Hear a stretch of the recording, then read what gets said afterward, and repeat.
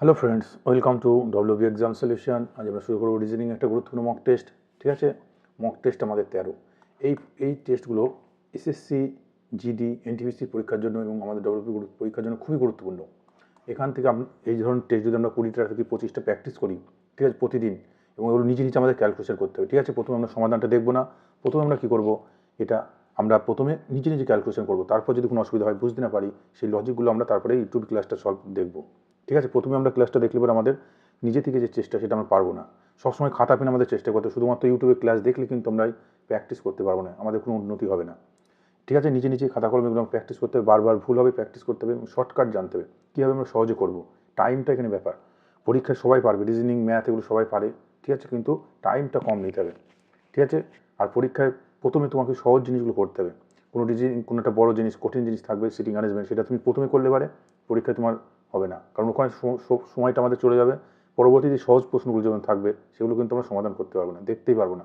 ঠিক আছে, কিছু লজিক নিয়ে কাজ করতে হবে। সব প্রশ্ন উত্তর করার জন্য দু একটা প্রশ্ন কঠিন থাকবে, এই দু একটা কঠিন প্রশ্নকে আমাদের অ্যাভয়েড করতে হবে সব সময়। সব জিনিস কিন্তু সহজ হবে না, কিছু কঠিন জিনিস, কিছু দু একটা কঠিন জিনিস থাকবেই। ঠিক আছে, তাই দেখে আমাদের আজ প্রথম প্রশ্ন কী আছে, এটা অ্যানালগির একটা কোশ্চেন। অ্যানালগি করতে গেলে আমাদের মূলত অনেক জ্ঞান দরকার। এই বিষয়ে আমার ডেসক্রিপটিভ ক্লাস এটা খুব তাড়াতাড়ি আসবে আমাদের। ঠিক আছে, ক্লাসটা দেখে নেবে, দু একদিনের মধ্যে ক্লাসটা পেয়ে যাবে। তাই এই রিলেটেড আমাদের পড়তে হবে, অনেক ধরনের আমাদের জ্ঞান দরকার, রাজধানী রিলেটেড আমাদের অনেক ধরনের প্রশ্ন কিন্তু হয় অ্যানালগিতে। এখানে দেখো, এখানে যেটা হয়েছে আমাদের কি হ্যান্ড, এটা হচ্ছে কি গ্লাভস, হ্যান্ড। আমরা কি জানি গ্লাভস, গ্লোভ তো আমরা সবাই হ্যান্ড গ্লাভস। তো এই হ্যান্ডে কী হয়, আমাদের হাতে কী করি, গ্লাভস পরি। ঠিক তেমনই তাহলে আমাদের এখানে সঠিক উত্তর আমাদের এখানে কী হবে, নেক, কলার। ঠিক আছে, নেক মানে আমাদের গলা, যেটা বলতে কলার, টাই শার্ট, শার্টে টাই, কোট পকেট, পকেট আমরা জানি কোট। তাহলে এখানে সঠিক, এটা শক মানে বুঝি আমরা, শক মানে কি মোজা। ঠিক আছে, এই মোজা আমরা কোথায় পড়ি, ফিট, ফিট মানে পায়ের পাতা। তাহলে এখানে আমাদের সঠিক এই অনুযায়ী কোনটা আমাদের সঠিক হবে, বলো তো সঠিক কী হবে। সবাই দেখছি টাই আর শার্ট এটার সাথে গুলিয়ে ফেলবে। ঠিক আছে, দেখো শার্টে আমাদের টাই থাকে না। ঠিক আছে, আমরা এখানে বলছি কোনো একটা অঙ্গ, দেখো এটা একটা অঙ্গ, তার সঙ্গে আমরা কি ব্যবহার করি, ব্যবহার আমাদের জিনিস। ঠিক আছে, আমরা হাতের সাথে কী ব্যবহার করি, গ্লাভস, হাতে গ্লাভস পরি। তেমনই আমরা, এইটা হচ্ছে পায়ের পাতা, পায়ের পাতায়, পায়ের পাতাতে আমরা কী ব্যবহার করি, শক মানে মোজা ব্যবহার করি। তাই তো, মোজা ব্যবহার করি। তাই সঠিক উত্তর আমাদের কী হবে, সঠিক উত্তর হবে আমাদের সি অপশান। ঠিক আছে, সঠিক উত্তর হবে সি। এবার দেখো, একটি শাড়িতে অনিতা বাম দিক থেকে 17, অনিতা বাম দিক থেকে 17 এবং বিথি ডান দিক থেকে কত, 27, ডান দিক থেকে 27। ঠিক আছে, তাদের মাঝে মোট 7 জন আছে। ঠিক আছে, তাই লাইনে মোট কতজন আছে এটা আমাদের বের করতে হবে। ভালো করে বোঝো, ভালো করে আমাদের দেখো, এই পুরো একটা লাইন আছে। ঠিক আছে, বলেছে শাড়িতে অনিতা বাম দিক থেকে 17, অনিতা বাম দিক, এটা আমাদের বাম দিক, এটা হচ্ছে ডান দিক। ঠিক আছে, তাহলে এই বাম দিক থেকে আমাদের বলেছে অনিতা আছে কত, 17, এটা ধরো 17 নম্বরে অনিতা। আর বলেছে বিথি ডান দিক থেকে, ধরো ডান দিক, এই ডান দিক থেকে, এটা বাম দিক থেকে, এটা ডান দিক থেকে, এই ডান দিক থেকে ধরো এখানে আছে আমাদেরকে কি আছে, বিনিতা। বিথি, বিথি কত নম্বর আছে, এটা হচ্ছে 27 নম্বরে। ঠিক আছে, বোঝা গেল। এবার বলেছি এদের মাঝখানে কজন আছে, এদের মাঝখানে 7 জন আছে। ঠিক আছে, তাই টোটাল লাইনে কজন আছে, তাহলে এই হিসেবে যদি আমরা করি সহজে পেয়ে যাব, 7 7 23, তাই তো। ঠিক আছে, এটা যোগ করলে আমাদের কত হবে, 51। তার মানে মোট কজন আছে শাড়িতে, 51 জন আছে। কিন্তু একটু ভালো করে দেখো, আমাদের অপশানে একটা তো আমাদের 51 নেই, অনেকে হয়তো 51 নেই, ভাবে যে ভুল আছে, 52 করে দেবে, কিন্তু না, একটু বোঝার আছে। যখন এইভাবে থাকবে আমরা সহজে কিন্তু পাবো, ডান দিক বাম দিক মাঝে কতজন আছে, এটা যোগ করলে পারে মোট আমাদের কতজন শাড়িতে আছে এটা আমরা পেয়ে যাব। কিন্তু একটুখানি ভালো করে দেখো, এটা থেকে এই পর্যন্ত শাড়িটা, এটা বাম দিক, এটা ডান দিক, সবসময় কোনো চেঞ্জ হয় না। এখান থেকে ধরো 17 নম্বর আছে। ঠিক আছে, ভালো করে বোঝো, এটা 17 নম্বর ধরো আছে। অনিতা ডান দিক থেকে ধরো কত নম্বর আছে, 27, ধরো 27টার এদিক থেকে যখন ডান দিক থেকে ধরো গুনছে, এখানে ধরো বিতি আছে, এটা কত নম্বরে, এটা 27 নম্বর। ধরো এই পর্যন্ত এসেছে, ওভারটেক করবে, ওভারল্যাপিং, ওভারল্যাপিং বুঝো তো, ওভারল্যাপিং। ঠিক আছে, আর এখান থেকে বাম দিক থেকে কত, 17তম, ধরো এখানে আছে, এবং এদের মাঝখানে এই যে পজিশনে কজন আছে, 7 জন আছে। ভালো করে বোঝো। ঠিক আছে, ভালো করে বুঝতে পারছো, এটাতে এই পর্যন্ত শাড়ি, এখান থেকে এ ধরো 17 নম্বর আছে এখানে, এখান থেকে এই পর্যন্ত ডান দিকতে আছে কত নম্বরে, এটা ধরো বিথি আছে কত, 27, এদের মাঝখানে আছে কজন, 7 জন। ঠিক আছে, বোঝা গেল। এবার ভালো করে বোঝো, তাই টোটাল শ্রেণীতে কজন আছে। যখন এই ধরনের ওভারল্যাপিং হবে, যখন এইভাবে তুমি পাবে না, তখন সহজে এটা কী করতে, ওভারল্যাপিং। এবার পরিষ্কার দেখো, এটা টোটাল, এই যে এখান থেকে এই বাম দিক থেকে এটা কত কত ঘর, 17, আর ডান দিক থেকে পর্যন্ত কত ঘর, 27 ঘর। ঠিক আছে, বলেছে মোট কতজন, ভালো করে দেখো, এখান থেকে এই পর্যন্ত মোট কতজন, এই যে এই পর্যন্ত 17, তাই তো 17, এর মধ্যে 7 জন আছে, ঠিক আছে। তাহলে এখানে দেখো এ একজন ছিল, এখানে 7 জন, 8 জন তাহলে চলে গেল, এ একজন, 9 জন চলে গেল, তাহলে এখানে আর কজন পড়ে আছে, টোটাল আমাদের 17 এই পর্যন্ত। তার মধ্যে এ একজন আছে, একজন ব্যক্তি, এই 7 জন, ঠিক আছে, আর এখানে আছে এ একজন, ঠিক আছে। তাহলে টোটাল এখানে 9 জন চলে যাচ্ছে, তাহলে 9 জন চলে গেলে কজন, 8 জন। তাহলে এই 8 জন কোথায় আছে, 8 জন আমাদের দিকে পড়ে আছে, ঠিক আছে, তাই তো পরিষ্কার। তাহলে দেখো এখান থেকে এই যে ডান দিক থেকে 27 আর এই 8 জন, তাই টোটাল 8 জন আর 27 জন, তাহলে কজন হবে, 8 জন আর 27 জন, 35 জন। টোটাল আমাদের সারিতে কজন আছে, 35 জন। যখন ওভারল্যাপিং হবে তখন একটু বুদ্ধি করে কাজ করতে হবে। এ কিন্তু একজন আছে, বুঝতে পারছো, এ কিন্তু এই একজন আছে। টোটাল এই যে এই পর্যন্ত 17 জন, তাহলে এ একজন, এই 7 জন, এ একজন, টোটাল 9 জন, 9 জন হয়ে গেল। তাহলে 17 জনের মধ্যে এখান থেকে এই পর্যন্ত 17 জন, 9 জন চলে গেলে এখানে কজন পড়ে থাকবে, 8 জন ফাঁকা জায়গাতে আছে, ঠিক আছে, এই ফাঁকা জায়গাতে 8 জন আছে। তাহলে 8 জন, আর এই টোটাল এই পর্যন্ত কজন ছিল, পরপর এবং পর্যন্ত গুণলে পরে কজন, 27, তাহলে 27 আর 8 35 জন। পরবর্তী দেখো, আগামীকালের 20 দিন পর যদি রবিবার হয়, তবে গতকালের 30 দিন আগে কী বার ছিল, দেখো এটা তো বর্তমান আজ, এটা আজকের দিন, ঠিক আছে, এটা আগামীকাল মানে এটা আগামীকাল মানে একদিন, তাই তো একদিন, আবার 20 দিন, 20 দিন পর, টোটাল তাহলে কদিন, 21 দিন। 20 দিন পর বলেছে কী বার হবে, রবিবার, রবিবার, রবিবার, ঠিক আছে বলেছে। তাহলে গতকাল তার আগের দিন, গতকালের 30 দিন আগে, ভালো করে দেখো, এটা রবিবার, দেখো রবিবার আজ থেকে একদিন, কতদিন পর রবিবার হয়, মানে একটা দিন রিপিট হয় কতদিন পর, 7 দিন পর। তুমি নিজের দিয়ে ভাবো, প্রতি 7 দিন পর, প্রতি 7 দিন পর কী হয়, দিনটা রিপিট হয়। আজ যদি রবিবার হয়, 7 দিন পর আবার রবিবার হবে, তাই তো, এইভাবে। তাহলে এখানে আমরা কদিন পেলাম, 20 আর 1 21, 21 দিন মানে কত, 21/7 করলে কত হবে, 3, মানে কেটে করে, তাই তো কাটাকুটি হয়ে যাচ্ছে, মানে কোনো অবশিষ্ট নেই। তার মানে বলেছে এই দিনটা কী বার ছিল, এই 20 দিন পর এটা রবিবার। তাহলে রবিবার যদি হয় আজকে, তাহলে কী বার, আজকে নিশ্চয় রবিবার, তাই তো, মানে আজকে রবিবার, তার 7 দিন পর, তার 7 দিন পর, তার 7 দিন পর, মানে 21 দিন পর রবিবারই ছিল, তাই তো। তার মানে আজকে রবিবার। বলেছে গতকালের পর, মানে এটা বলেছে আগামীকাল, আগামীকালে যে একজন, তারপরে 20 দিন, তাহলে টোটাল 21 দিন, তাহলে 21 দিন পর কী বার হচ্ছে, রবিবার।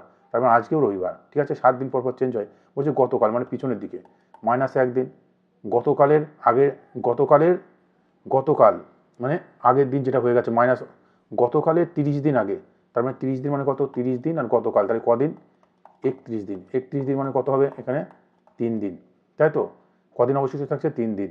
তার মানে আজ যদি রবিবার হয়, 3 দিন, এর থেকে 3 দিন আগে, ঠিক আছে। 3 দিন যদি আগে করি, কী হবে, শনিবার, কী হবে, শুক্রবার, কী বার হবে, বৃহস্পতিবার, ঠিক আছে। তাহলে 1 দিন, 2 দিন, 3 দিনে দেখো 3 দিন আগে, তাহলে কী হবে আমাদের, এটা হচ্ছে আগের দিন আসছে, আগের দিকে কদিন থাকবে, 3 অবশিষ্ট থাকবে, দেখো 3 অবশিষ্ট থাকছে, কিন্তু কোনো অবশিষ্ট ছিল না, সেজন্য শূন্য। দেখুন 3 দিন অবশিষ্ট থাকা মানে রবিবার থেকে 3 দিন -1, শনিবার, শুক্রবার, বৃহস্পতিবার, সঠিক উত্তর আমাদের বৃহস্পতিবার। একটু বুঝে করতে হবে এগুলো, কোনো কিন্তু নিয়ম নেই, এভাবে বুঝে বুঝে করতে হবে। বুঝে দেখো, সিরিয়ান লিওন, লিওন, বুলগেরিয়া কী হবে, দেখো দেখা মাত্র আমাদের বুঝতে পারছি কি এগুলো, এগুলো হচ্ছে আমাদের কি, এগুলো হচ্ছে আমাদের বিভিন্ন কি, আমাদের মুদ্রা, তাই তো, মুদ্রা, মুদ্রা দিয়েছে, তাই তো। তাহলে বুলগেরিয়ার মুদ্রার নাম কি, বুলগেরিয়ার মুদ্রার হচ্ছে কি, লেভ, ঠিক আছে, লেভ, এটা হচ্ছে মুদ্রা রিলেটেড। আমাদের বিভিন্ন মুদ্রা করতে হবে। ইসরায়েলের মুদ্রার নাম কি, ইসরায়েলের মুদ্রার নামে পরীক্ষা খুব ইম্পর্টেন্ট, আমাদের অনেক পরীক্ষাতে এসেছে। ইসরায়েল হচ্ছে কি, সেকেল, তাই তো। আর রাশিয়ার মুদ্রার নাম কি, রুবেল, এগুলো মনে রাখতে হবে, ঠিক, খুব ইম্পর্টেন্ট কিন্তু প্রশ্ন।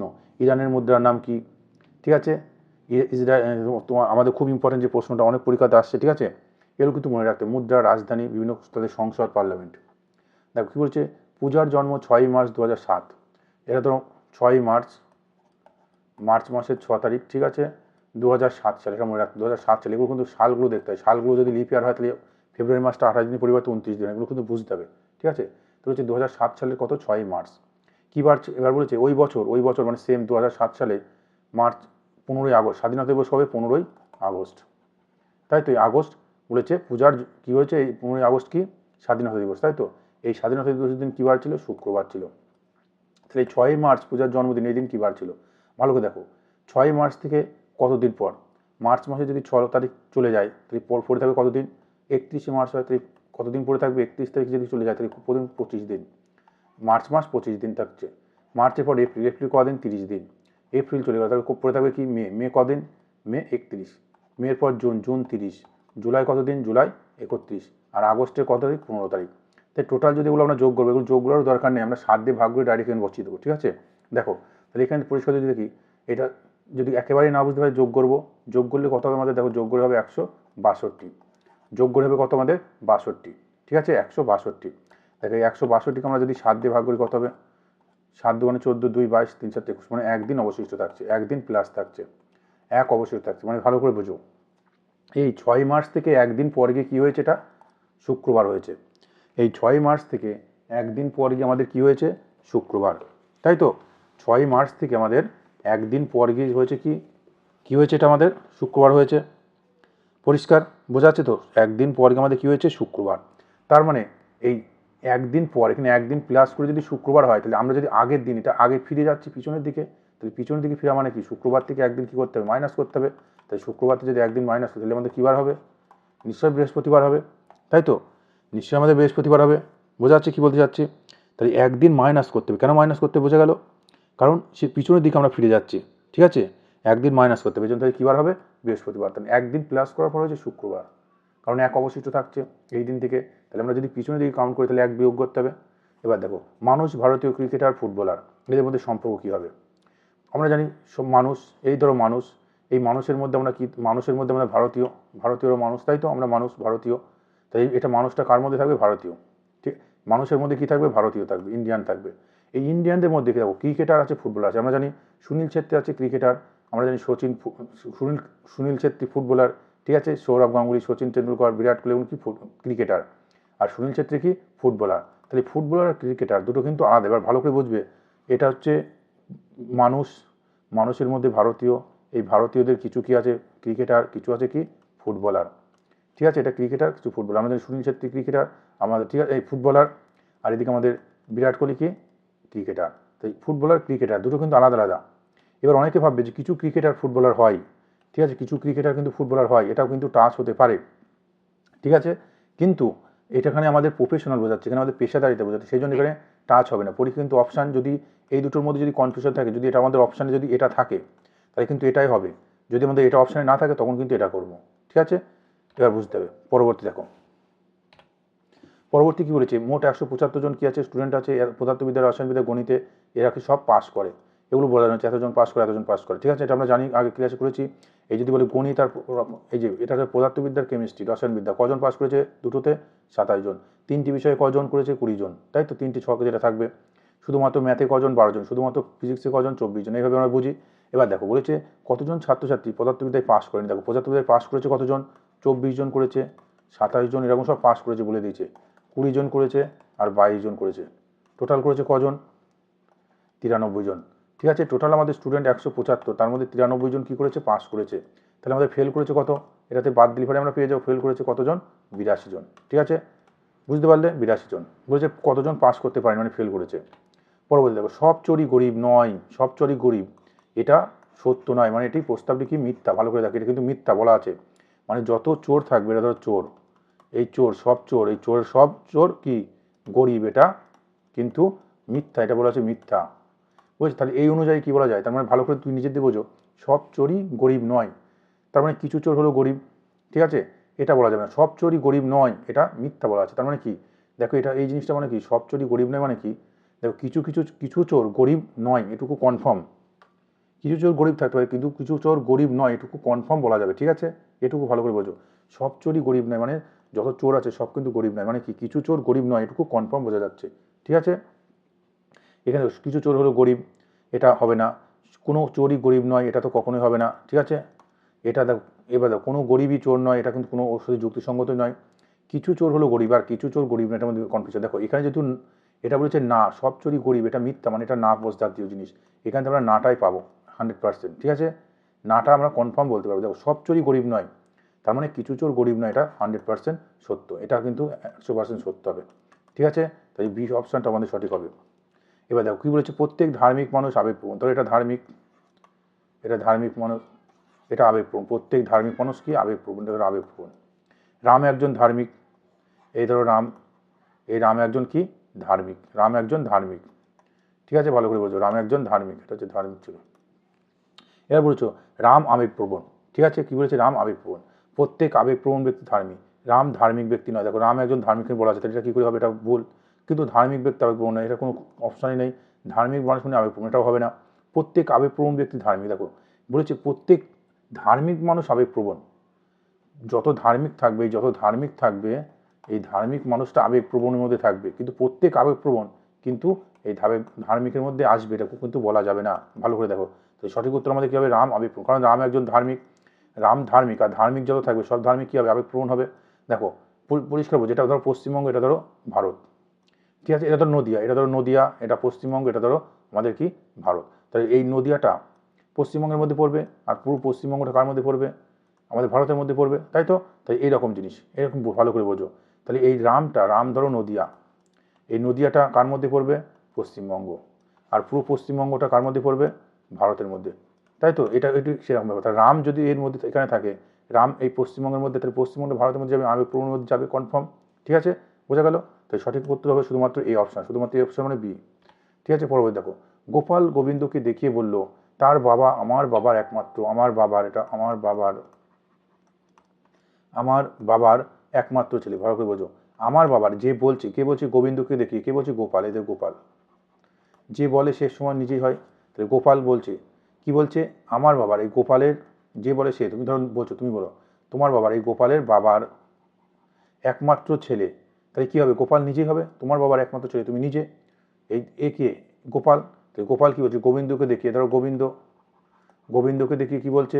কি বলছে? তার বাবা, এই তার বাবা, গোবিন্দের বাবাকে এই গোপাল, তাহলে গোবিন্দের বাবাকে গোপাল বলছে আমার বাবার, গোপাল বলছে আমার বাবার একমাত্র ছেলে হলো তার বাবা, গোবিন্দের বাবা, এই গোবিন্দের বাবাকে, ঠিক আছে, গোপাল। তার মানে গোপাল কী হবে?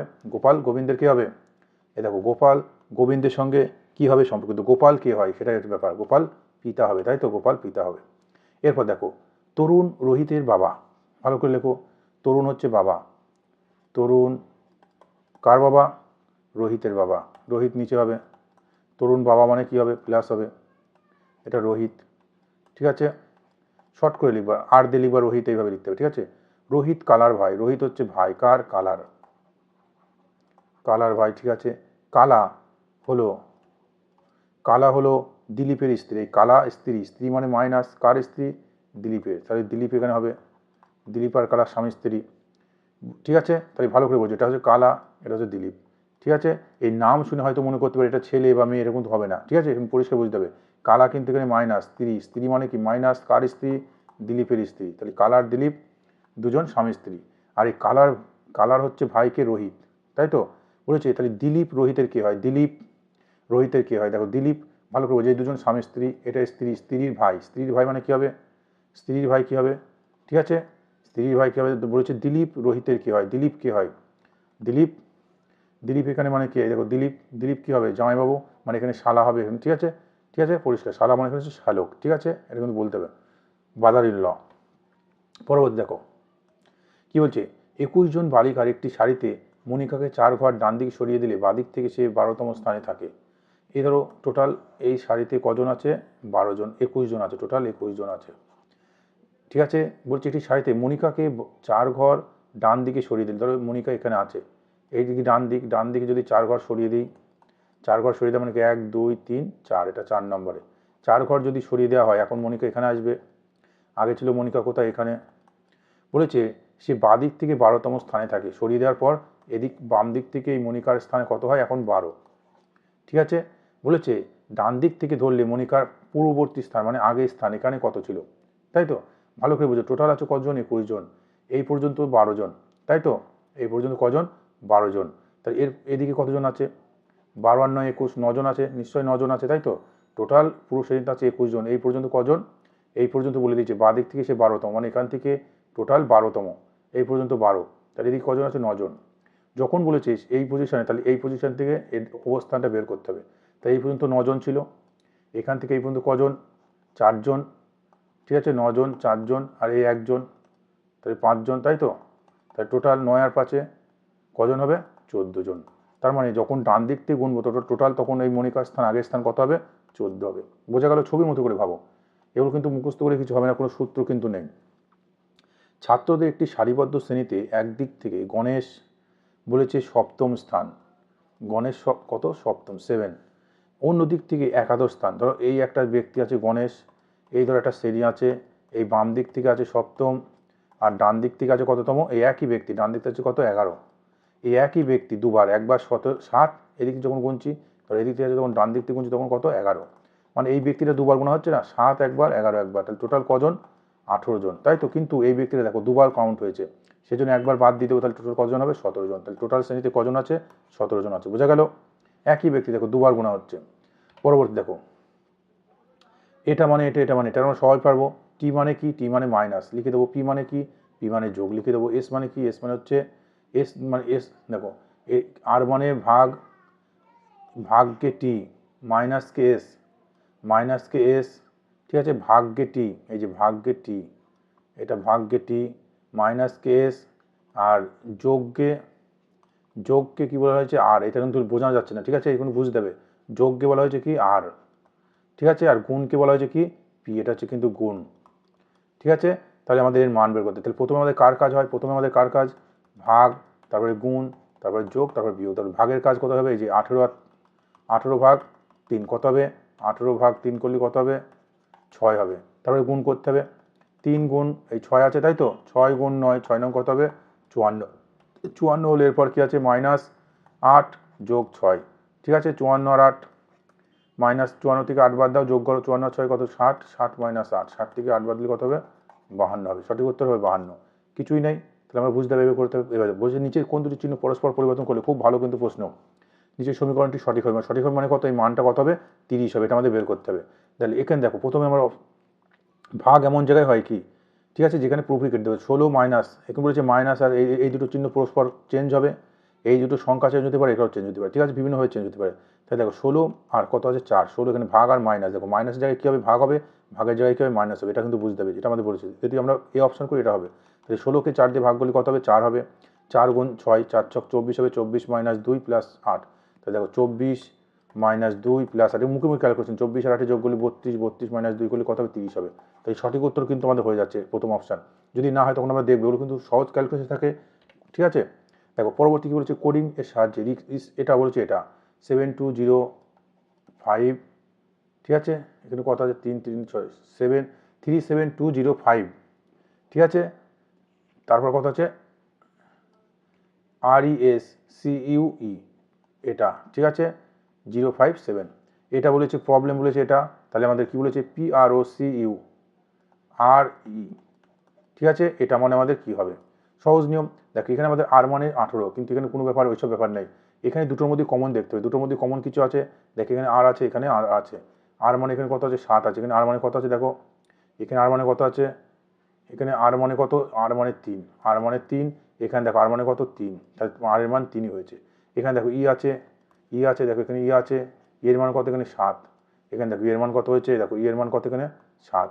তার মানে যেটা যার নিচে আছে সেটাই তার মান বসেছে, ঠিক আছে। তাহলে পরিষ্কার এখানে পি এর মান কত হবে? পি এর নিচে কত আছে? 9। আর এর মান কত হলো? 3।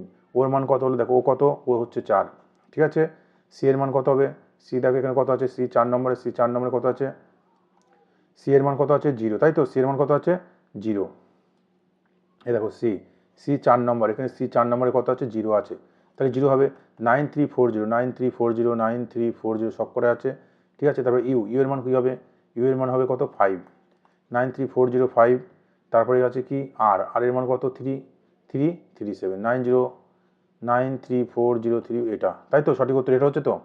কিছুই নয়, জাস্ট মানগুলো বসিয়ে দেয়। এরপর দেখো সেই একই রকম দেখো এখানে কি আছে? আর আছে, এস আছে, টি আছে, ইউ আছে, আর কিছু আছে? নেই। তাহলে এই মানগুলো আমাদেরকে কী করতে হবে? বসাতে হবে। এই কটা আছে টোটাল আমাদের গুণে নিতে হবে, টোটাল কতগুলো আছে দেখো, ঠিক আছে। এবার এই 4টে সংখ্যার মধ্যে আমাদের খেলা আছে, তাই তো। আমরা সবাই জানি 4টে সংখ্যার মধ্যে আমাদের কী হবে? এখানে কোনো কিছু ছন্দ আমরা পাবো, একটু ভালো করে দেখো। STUR, STUR, কিন্তু আর ডবল আছে।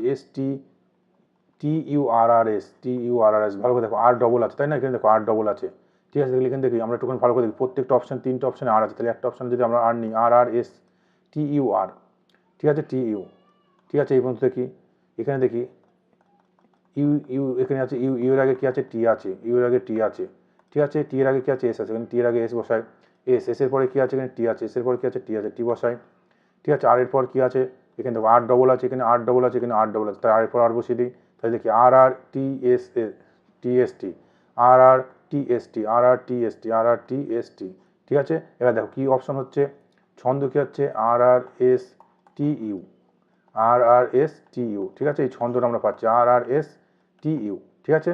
এই ছন্দ আমরা পাচ্ছি, খুব সহজ আছে। একটু দেখতে হবে, একটু ভাবতে হবে কটা কী আছে, একটু দেখতে হবে, গুনতে হবে, ক্যালকুলেশন করলে আমরা পেয়ে যাবো, কোনো সহজ। এবার দেখো এটা তো কটা আছে, 3 3 3 6, 3 9, 3 12টা, 12টা মানে 3 4 12 হবে, 3 4 12, তাই তো 3 4 12 হবে। ভালো করে দেখো, তিনটে তিনটে করে আমরা ভাগ করে নিই, দেখি তিনটে তিনটে করে ভাগ করে নিই। দেখো জিএইচ তো কমন, তার মানে জি এর পর এইচ হবে, এখান থেকে এইচ বসায় জিএইচ। এখানে দেখো জিএইচ হবে, এখানে আই আছে, তার মানে এখানে আই হবে, এখানে জিএইচ, এখানে আই হবে, এখানে জিএইচ আছে, এখানে আই হবে। দেখো ছক আমাদের দেখতে হবে, সবগুলো দেখতে হবে। সবসময় যে একই লজিক হবে কোনো মানে নেই, এর কোনো কিন্তু নির্দিষ্ট লজিক নেই, নিয়ম নেই, প্রশ্ন অনুযায়ী আমাদের কাজ করতে হবে। তাহলে দেখো জিএইচ কী হচ্ছে, জিএইচ দেখো মিলে যাচ্ছে, এইচ আই, তার মানে সঠিক উত্তর হবে ডি। পরবর্তী দেখো কী হবে, এই কোডিং করতে হবে, দিল্লিকে এটাকে এটা, তাহলে এটা কী হবে পরিষ্কার দেখো, দিল্লি এর কোনো কোড 4 এসব কোনো দিকে মিল নেই, ডি এর অপোজিট কোনো মিল নেই বা বিপরীত দিক থেকে হয়নি।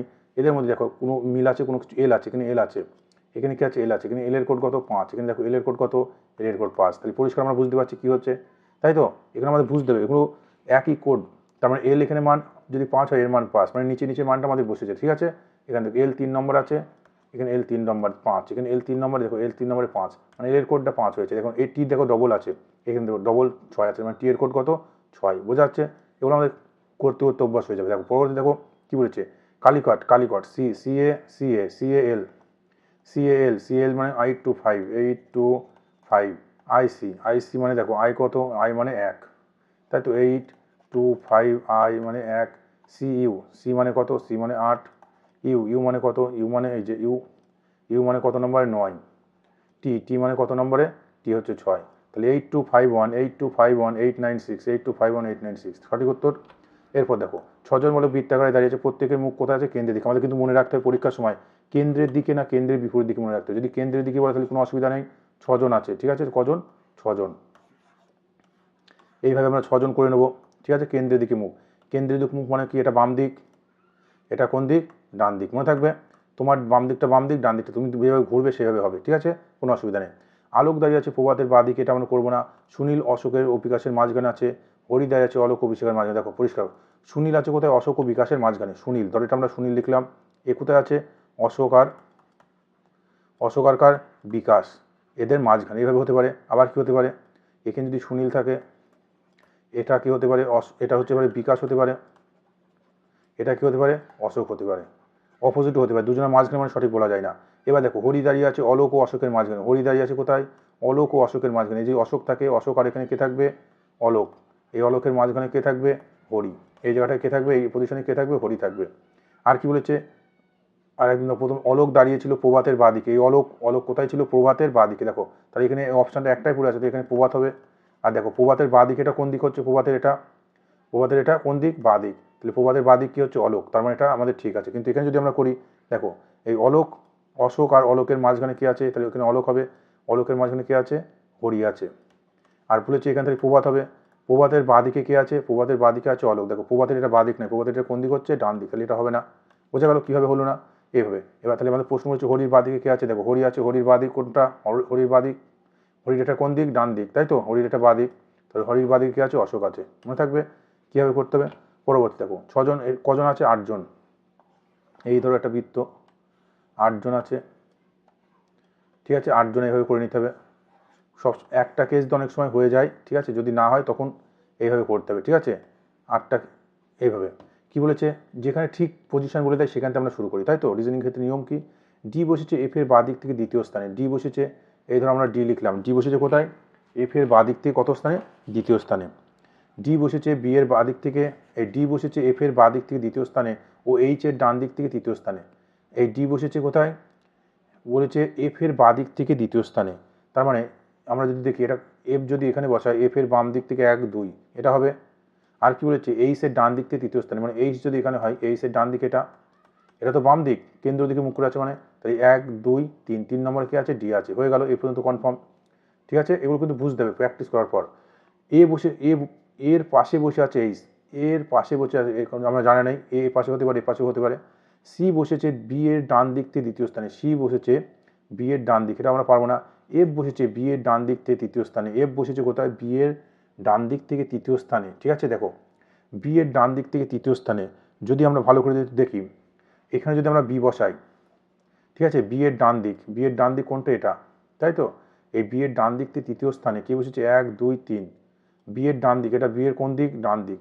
এফ বসেছে বি এর ডান দিক থেকে কোন স্থানে, তৃতীয় স্থানে। তাহলে এটা আমাদের হবে না। এখানে যদি আমরা বি বসাই তাহলে বি এর ডান দিক থেকে তৃতীয় স্থানে 1 2 3, তৃতীয় স্থানে কে হবে, তৃতীয় স্থানে এফ হতে পারে। ঠিক, কে বসেছে না, এই যে ও এখানে তো আমাদের বলেই দিয়েছে বি এর ডান দিক থেকে তৃতীয় স্থানে 1 2 3, 3 নম্বর স্থানে এফ বসছে, তাহলে মানে বি আমাদের এখানে কনফার্ম হবেই। ঠিক আছে, যে এফ তো বসেই গেছে 3 নম্বর স্থানে 1 2, এখানে বি এর ডান দিক 1 2 3, এটা হয়ে গেল কনফার্ম। আর কি বলেছে, সি বসেছে বি এর ডান দিক থেকে দ্বিতীয় স্থানে, সি বসেছে বি এর ডান দিক, বি এর ডান দিক কোথায়, এই যে বি এর ডান দিক এটাই 1 2, এখানে বসেছে সি, কনফার্ম হয়ে গেল, কোনো অসুবিধা নেই, সহজে আছে। এফ এর পাশে জি বসেনি, ঠিক আছে, এফ এর পাশে জি বসে মানে জি এখানে হবে না। ঠিক আছে, আর কি বলেছে, এর পাশে বসেছে এইচ, এর পাশে বসেছে এইচ, তার মানে এর পাশে যদি এইচ বসে এ এখানে হতে পারে। আর বলেছে এ বসেছে এফ এর ডান দিক থেকে তৃতীয় স্থানে, এফ এর ডান দিক, দেখো এফ এর ডান দিক এটা, দ্বিতীয় স্থানে কোনটা হবে, এফ এর ডান দিক থেকে দ্বিতীয় স্থানে মানে একটা দুটো, এই জায়গায় হবে এ।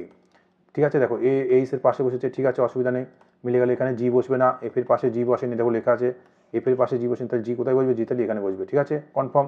তাহলে জিপি সব কিছু আমরা পেয়ে গেলাম। এখানে তাহলে বাকি আছে কে, বাকি আছে A B C D, B C D, ঠিক আছে, ই ই বাকি আছে, তাহলে ই আমাদের এখানে হবে। ঠিক আছে, এবার বলেছি এর ঠিক বাঁ দিকে, এর ঠিক বাঁ দিকে দেখো এ আছে, এর ঠিক বাঁ দিক, দেখো এর ঠিক বাঁ দিক, এটা সবসময় তো বাঁ দিক, তাহলে কী হবে এখানে, এখানে হবে ই। ঠিক আছে, এবার দেখো রাম বাড়ি থেকে দক্ষিণ দিকে 10 মিটার গেল, এটা তো শুরু করে, এটা তো এ পজিশন, এখান থেকে শুরু করে দক্ষিণ দিকে গিয়েছে ক মিটার, 10 মিটার। তারপর সে বাঁ দিকে ঘুরলো, দেখো বাঁ দিকে ঘুরলো 25 মিটার, বাঁ দিক মানে এখন নিচের দিকে যখন আসবে তখন বাঁ দিক মানে কী হবে, উল্টে যাবে, তোমার ডান দিকটা হবে বাঁ দিক। ঠিক আছে, বাঁ দিক কত গেল, 25 মিটার। ঠিক আছে, 25 মিটার গেল। এরপর বাঁ দিকে ঘুরলো, বাঁ দিক মানে দেখো এবার বাঁ দিক মানে উপরের দিকে কত মিটার যাবে, 40 মিটার, এই যে 40 মিটার মানে দেখো এটা যদি 10 হয় 40টা অনেকটা উঁচু হবে, এটা 40 মিটার।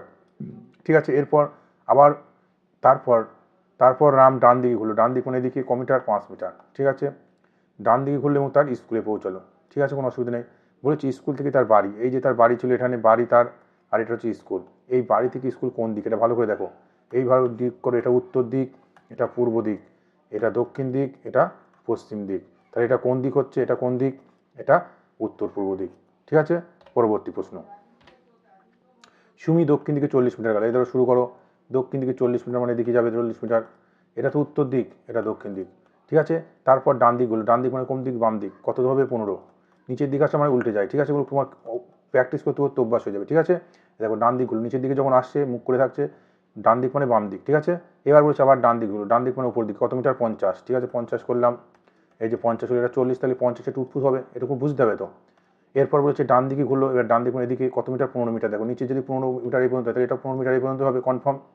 এটা যদি 15 হয় তাহলে এটাও 15 এসেছে, দেখো লেখা আছে 15 মিটার হলো। সবশেষে 45 ডিগ্রি কোণ ঘুরলো, কদিকে, বাম দিকে। এবার ও ছিল এখানে, এখান থেকে বাম দিক মানে এই দিকটা, তাই তো, এই দিকটা বাম দিক মানে এদিকে। দেখো এইভাবে যখন থাকবে, এটা কত ডিগ্রি, 90, এটা 90, এটা 90, তাই তো, মানে তুমি ধরো এইভাবে আছো, তুমি যদি বাম দিকে ঘোরো, সোজা যদি বাম দিকে 90 ঘোরো, তার মানে তুমি এদিকে আসবে। ঠিক আছে, ভালো করে বোঝো, তুমি ধরো এদিকে দাঁড়িয়ে আছো, এদিকে মুখ করে, তোমার সোজা যদি বাম দিকে ঘোরো, কোন দিকে আসবে, এদিকে আসবে। 90 ডিগ্রি ঘোরা মানে কি, পুরো দিক একটা চেঞ্জ হয়ে যাবে। তুমি যদি উত্তর দিকে থাকতে মুখ করে, তুমি আসবে সোজাসুজি এদিকে। ঠিক আছে, বাম দিক মানে, বোঝা গেল। তাই বলছে 45 ডিগ্রি, 45 ডিগ্রি মানে কি, এই যে পুরো কোণ, এটা কোণ 90, তাহলে 45 মানে হাফ হবে, তার মানে ওই দিকে ছিল। ও যদি 45 ডিগ্রি ঘোরে, তার মানে এইদিকে কিন্তু 90, এটা, এটা কিন্তু কোন দিক, 90, ও 45 মানে কোন দিক থাকবে, এই দিক থাকবে, মুখ করে থাকবে, তাহলে এটা কোন দিক হবে, উত্তর পূর্ব দিক হবে। পরবর্তী দেখো, একই রকম খুব একটা ভালো প্রশ্ন, প্রথম গ্যাপ দেখো, গ্যাপ কত, 10, গ্যাপ কত, 11, কত গ্যাপ, 13, 10 11, তাহলে এরপর কত হতে পারে, বিজোড় সংখ্যা যদি হয় 15, বিজোড় সংখ্যা নয়, 10 11 13 যদি হয়, এটা বিজোড় সংখ্যা নয়, তাহলে 13 17 এর কিছু আসবে না। একটু ভালো করে যদি আমরা দেখি, কোনো স্কোয়ার কিউ আসেনি, একটু বুদ্ধি, খুব ভালো একটা রিজনিং। 4 6 46, তাই তো, 4 আর 6 যোগ করলে কত হয়, 10। ঠিক আছে, এই গ্যাপ কত হয়েছে, এদের গ্যাপ 10। দেখো 5 6 যোগ করলে কত হয়, 11, এই গ্যাপ কত হয়েছে, 11। 6 7 যোগ করলে কত হয়, 13 হয়, এই গ্যাপ কত হয়েছে, 13। এরপর দেখো 80 80 8 শূন্য যোগ করলে কত হবে, 8, এদের গ্যাপ কত হবে, 8 হবে, তাহলে 80 + 8 করলে কত হবে, 88 হবে। মনে থাকবে, সঠিক উত্তর 88। খুব ভালো কিন্তু রিজনিং, একটা নতুন নিয়ম পেলাম এটা। ঠিক আছে, এরপর দেখো টেস্ট ডিলিশিয়াস, তাই মিলোডি কী হবে, টেস্ট, আমরা জানি টেস্টি খাবার বলে না, ডিলিশিয়াস খুব সুস্বাদু খাবার, তাই তো, মানে টেস্ট কিছুর সঙ্গে সঙ্গে ডিলিশিয়াস, সুস্বাদুর সাথে সম্পর্কিত। মিলোডি, তেমন মিলোডি বলে না, মিলোডি ভয়েস, মিলোডি সং। ঠিক আছে, তাহলে এটা হচ্ছে ভয়েসের সঙ্গে সম্পর্কিত। ঠিক আছে, পরবর্তী, ইমানসিপিয়েট মানে ফ্রি। ঠিক আছে, ভালো করে দেখো, এদের সঙ্গে এটা কী সম্পর্ক, এগুলো কিন্তু ইংলিশে আমাদের শব্দ আসে। দেখো ইমানসিয়েট মানে হচ্ছে ফ্রি, মানে এর সঙ্গে এটা সমার্থক শব্দ, সমার্থক একই শব্দ, যেমন বলবো ঠিক আছে। তাহলে রিলিজ মানে কি, রিলিজ মানে মুক্ত করা, তাহলে লিবারেট মানে কি মুক্ত করে দেয়, ঠিক আছে, স্বাধীন করে দেয় এই ব্যাপারটা, ঠিক আছে।